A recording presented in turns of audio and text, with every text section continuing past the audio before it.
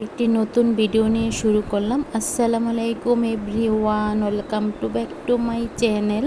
দূরে কাছে যে যেখান থেকে আমার ভিডিওটা দেখছেন, আশা করি আল্লাহর রহমতে সবাই ভালো আছেন। আলহামদুলিল্লাহ, আপনাদের দোয়া এবং ভালোবাসা আমরাও ভালো আছি। প্রতিদিনের মতো আমি আরও একটি ছোট্ট ভিডিও নিয়ে হাজির হলাম। আশা করি আমার আজকের ভিডিওটাও আমার আপুদের এবং ভাইয়াদের কাছে ভালো লাগবে। যদি আমার ভিডিওটা ভালো লাগে প্লিজ লাইক দিয়ে ভিডিওটা দেখে নেবেন, সাথে ভিডিওটা শেয়ার করে দেবেন। আর যদি একবারে বেশি আমার ভিডিওটা আপনাদের কাছে ভালো লেগে যায় তাহলে আমার চ্যানেলটা সাবস্ক্রাইব করে দিয়ে আমার পাশে থাকতে পারেন।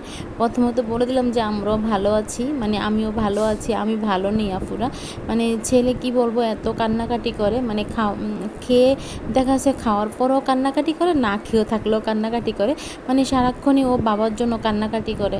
আর ওর বাবা তো বেশি দিন থাকতে পারবে না বাসায়, যেহেতু সরকারি চাকরি করে, মানে চাকরিজীবী যেহেতু, মানে হয়তো চাঁদপুর যদি থাকতো তাহলে কিন্তু ওর বাবা দেখা গেছে বাসায় থাকতে পারতো। ওর বাবা তো এখন চাঁদপুরে নেই, আবার নারায়ণগঞ্জও নেই। নারায়ণগঞ্জে থাকলেও হয়তো দেখা যাচ্ছে বাসায় দুদিন পর পর কিন্তু আসতে পারে।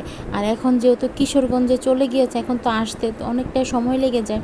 কিন্তু ছেলে তো এটা বুঝে না, কি বলবো, মানে ও খালি সারাক্ষণ কান্নাকাটি করছিল। যে আমি যখন রান্নাটা বসিয়েছিলাম তখনও কিন্তু ও কান্নাকাটি করে, মানে পুরো কান্নাকাটি করতে করতে না ও গলা ভেঙে ফেলেছে, এরকম একটা অবস্থা। মানে এরকমভাবে চিক্কুর মারে বলার বাইরে। আর মাঝখান দিয়ে না আমি চুলাটা অফ করে দিয়ে আবার ওর কাছে চলে গিয়েছিলাম। মানে আমার আম্মাও রাখতে পারছিল না, আমিও রাখতে পারছিলাম না। তারপর অনেক কষ্টে কিন্তু ওর কান্না থামিয়েছি।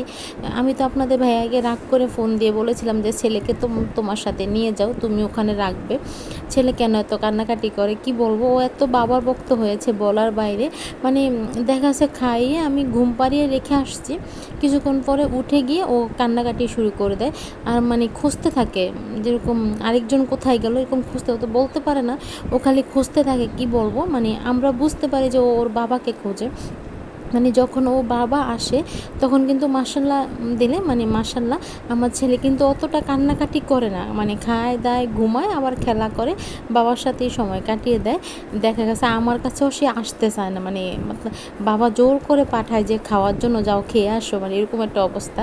আর যখন বাবা চলে যায় তখন কিন্তু ওকে মানে রাখা বড়ই মুশকিল হয়ে যায়। দেখা গেছে আমি কারো লাইভে ঢুকেছি, মানে লাইভে ঢুকে কমেন্ট করেছি, কমেন্ট করতেছি, আবার যখন ঘন্টা দেওয়ার সময় হবে তখন কিন্তু কারেন্ট চলে যায়। আবার দেখা গেছে আমার ছেলে কান্নাকাটি শুরু করে দেয়, তখন আর ওই আফুর লাইভে গিয়ে আমি আর মানে ঘন্টাটা দিতে পারিনি, এরকম একটা অবস্থা। আবার দেখা যাচ্ছে অনেক আফুর ভিডিও দেখি, ভিডিও দেখতে গিয়ে দেখা যাচ্ছে ভিডিও দেখার পরে তো কমেন্ট করতে হয়, মানে ভিডিওটা দেখে তখন আর কিন্তু ভিডিওতে কমেন্ট করতে পারি না। আমার ছেলে এরকমভাবে কান্নাকাটি করে দেয়, কি ছেলেকে আমি সামলাবো না আমি মোবাইল, মানে মোবাইল ধরে নাকি কমেন্ট করব, এরকম একটা অবস্থা আমার হয়ে গেছে, কি বলবো। এভাবেই আমার না চলছে দিনগুলা। আর দেখুন আপনাদের সাথে কথা বলতে তো আমি রান্নাটা করে নিচ্ছি। হয়তো এখন অনেক আপুরাই বলবেন যে সব বাচ্চারা এরকম বাবা ভক্ত। হ্যাঁ ঠিকই আছে, বাবা ভক্ত, কিন্তু আমার বাচ্চা না শুধু আমাকে আর ওর নানুকে দেখে সব সময় বাসায়, তার জন্য একটু বেশি মানে কান্নাকাটি করে। আমরা দুইজনই বাসায় থাকি, আর ওর বাবা আসলে ওর বাবা থাকে, এরকম একটা অবস্থা। মানে আমরা তিনজনই ওকে ধরতে গেলে, মানে জন্মের পর থেকে কিন্তু ও আমাদের তিনজনকেই বাসায় দেখতেছে। তার জন্য কিন্তু ও আরও আগে বিরক্ত হয়ে যায়, মানে মানুষ দেখে না। আর দেখা যাচ্ছে কেউ যে আসবে, কে আসবে, বাসা ভাড়াটা তো এক রুমের থেকে আরেক রুমে কেউ আসে না। দেখুন কথা বলতে বলতে কিন্তু আমি রান্নাটা করে নিচ্ছি। কুমড়োর শাক ছিল, মানে কুমড়োর শাক ভাজি খেতে ইচ্ছে করছিল না, তার জন্য কিন্তু মাছ দিয়ে রান্না করে নিচ্ছিলাম। আমার আম্মা বলল যে মাছ দিয়ে তারপরে কুমড়োর শাক সাথে আলু দিয়ে রান্না করে নেওয়ার জন্য।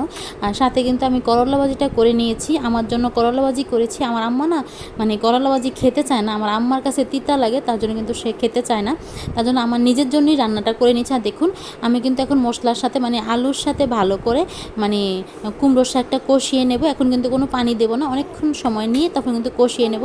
আর আমি না এখন বয়স দিচ্ছি, মানে বয়সটা দিতে আমার একটু কষ্ট হয়ে যাচ্ছিলো, প্লিজ আপনারা কেউ কিছু মনে করবেন না। আর আমার কথায় যদি কোনো ভুল ত্রুটি হয়ে থাকে তাহলে প্লিজ আপনারা ক্ষমা সুন্দর দৃষ্টিতে দেখবেন, যেহেতু আমি এখন কথাটা রেকর্ডিং করছি, কথাতে ভুল হতেই পারে, তার জন্য বললাম। জানি আমার ভিডিওগুলো আপনাদের ভালো নাও লাগতে পারে, কি করব বলুন, আমি বেশি কোনো কাজ শেয়ার করতে পারছি না।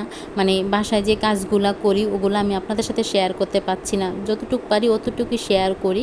আর এখন আর কিন্তু আমি বাইরেও যাচ্ছি না যে ঘুরতে গেলে আপনাদের সাথে ভিডিও করব, বাইরে ঘুরতে গেলে এখন কিন্তু ঘুরতেও যাওয়া হচ্ছে না, যেহেতু আমার ছেলেটা ছোট, তার জন্য কিন্তু এখন আমি আর কোথাও নামছি না। তার জন্য বললাম, আর দেখুন রান্নাটা করে নিচ্ছি, আর সাথে কিন্তু রান্নাঘরের জানলা দিয়ে কিন্তু বাইরে দিয়ে ক্যামেরা করে দেখুন আকাশটা কত সুন্দর লাগছিল, কি বলবো, দেখে এতটা ভালো লাগছিল বলে বোঝাতে পারবো না। তার জন্য একটু ক্যামেরা করে নিচ্ছিলাম, যেহেতু ছাদেও যাই না, মানে ছাদে যেতে ইচ্ছে করে না আমার, তার জন্য মানে এত রোদ্রে দিয়ে কীভাবে ছাদে যাবো। দেখুন তরকারিটা কিন্তু রান্না করা হয়ে গিয়েছে, আমি ঢাকনাটা উঠে কিন্তু চেক করে নিচ্ছিলাম।